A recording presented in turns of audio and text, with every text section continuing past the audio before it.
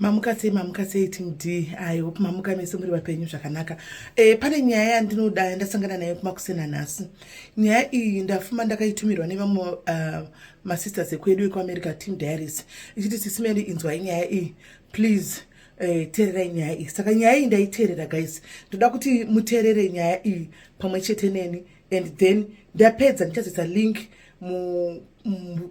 video comment section. I just wanted to listen to this story and then tozoona totangira papi. Teererai munzwe. Wisa mwana mudiki ari kuchengeta mwana mudiki. Mwana mudiki ari kubhadhara $70 pamwedzi.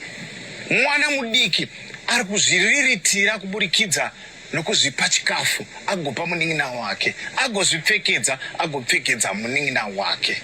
Vana vandiri kutaura pamusoro pezvavo hama neshamwari havachaziva zita raamai nyakubereka kuti vanonzani. Vana vandiri kutaura pamusoro pezvavo havachaziva baba vavo nyakubereka chaivo kuti zita ravo vanonzani. Vakasiyiwa vari vadiki. Hama neshamwari ndiri kutaura pamusoro paTawanda naTadiwa Kanyaka. Vana ava havachazive kumusha, havazive hama yababa, havazive hama yaamai. Regai tigwerekete navo, tiwe nhoroondo yavo kuti yakamira sei. Right, so ndo mukomana wacho achitaura pamusoro pezvake. Regai timbotahurukuro naye muchidimbo tinzwe kuti nhoroondo iri pamusoro peupenyu hwake achiri kurangarira ndeipi. Eshamwari uri sei? Ndiri right changu. Right, ndoda tutaurisa nditi? Yeah. Right, zita rako iwe unonzani? Tonzi Tawana. Tawana ani? Kanyanga. Kanyanga. Alright, Tawana una makore mangani? Tine 17 years. 17 years. Alright, so Tawana ndoda kuti uyedze kundibetsera nokundiudza nhoroondo yeupenyu hwako handitika kuti zvazoita kuti pesire waakuita zvokutengesa muguta mustreet chii chaizvo. Right, Tawana iwe kumba kwaunogara ndekupi? Inini ndogara kuMutapa. kuMutapa anogara nani? Ndega. Unogara wega? Right, wakatanga kugara wega rini?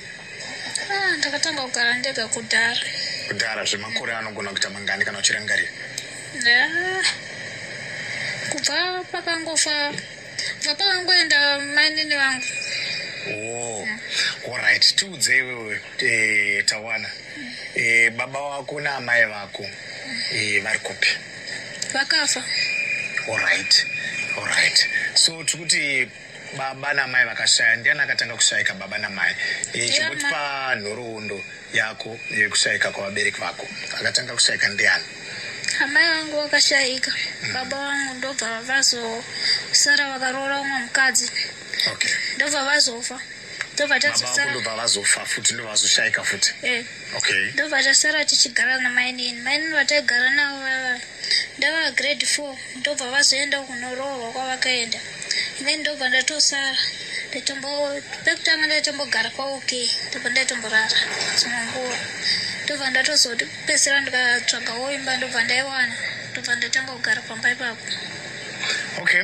Right, saka ndadzwa uchiti ndobva saka kurova kuti une umweka une vanin'ina here kana kuti matsikoma?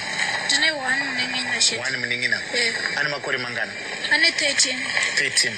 Alright, saka munin'ina wako uyu first name yake anonzani? First name chete? Anonzi Takudza. Saka naitaona baba vako vanonzani? Zita ravo rizere? Handiziva zita ravo.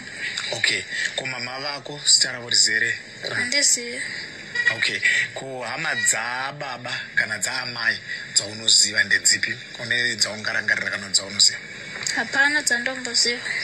Okay, makamboendawo kumusha here muchiri mudiki zvokuti tinogona kurangarira kuti tibetsereke kugona kuwana hama dzako dzamai kana kuti dzababa? Makamboenda kumusha kwaamai here kana kuti kumusha kwababa?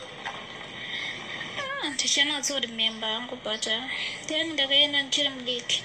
Okay, saka pakutaura kumba baba kana kuti amai vachiri vapenyu vaiti kumusha kwenyu ndokupi? Vana mbotudza ndandichiri mudiki papo. Kumutupo wenyu babana kana amai vakambotaura here kuti mutupo wenyu chii? Mutupo wababa toziva. Iwe munoyera chii? Moyo. Okay. So tinaye mukomana anonzi Tawanda Akanyanga.